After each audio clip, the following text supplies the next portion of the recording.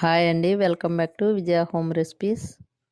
ఈరోజు మన వీడియోలో ఎంతో ఈజీగా చేసుకునే హెల్దీ బ్రేక్ఫాస్ట్ చియా పుడ్డింగ్ చూద్దాము.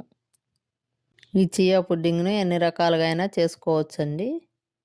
ఇక్కడ నేను చూపించబోయే చియా పుడ్డింగ్ వచ్చేసి ఒకటేమో రాస్బెర్రీ చియా పుడ్డింగ్, ఇంకొకటి వచ్చేసి ఆరెంజ్ చియా పుడ్డింగ్. ఇవి చియా సీడ్స్ అండి. వీటిలో పోషక విలువలు అధికంగా ఉంటాయి. ఇందులో కాల్షియం, ఫైబర్ ఇంకా ఒమేగా 3 ఫ్యాటీ యాసిడ్స్ ఎక్కువగా ఉంటాయి.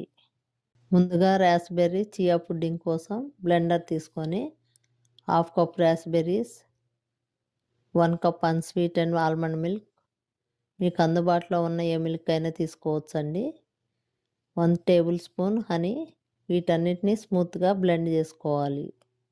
ఇప్పుడు ఒక గ్లాస్లోకి కానీ బౌల్లోకి కానీ తీసుకొని ఇందులోకి 2 టేబుల్ స్పూన్ల చియా సీడ్స్ వేసి ఒకసారి మిక్స్ చేయండి. చియా సీడ్స్ పర్ డే వచ్చేసి 2 టేబుల్ స్పూన్స్ కంటే ఎక్కువ తీసుకోకూడదండి. ఎందుకంటే ఇందులో ఉండే ఫైబర్ కంటెంట్ ఎక్కువగా ఉండటం వల్ల డీహైడ్రేట్ అయ్యే ఛాన్సెస్ ఉంటాయండి.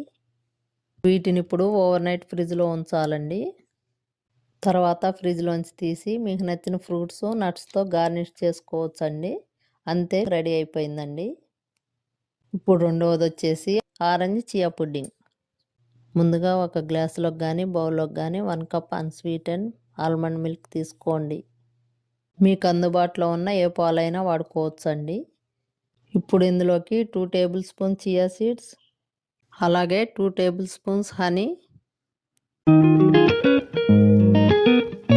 ఆరెంజ్ జ్యూస్ 3 టేబుల్ స్పూన్స్ వేసి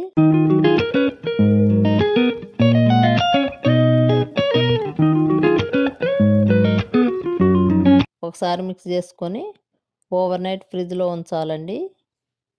ఫ్రిడ్జ్లో నుంచి తీసిన తర్వాత మీకు నచ్చిన ఫ్రూట్స్తో కానీ డ్రై ఫ్రూట్స్తో కానీ గార్నిష్ చేసుకోవచ్చు.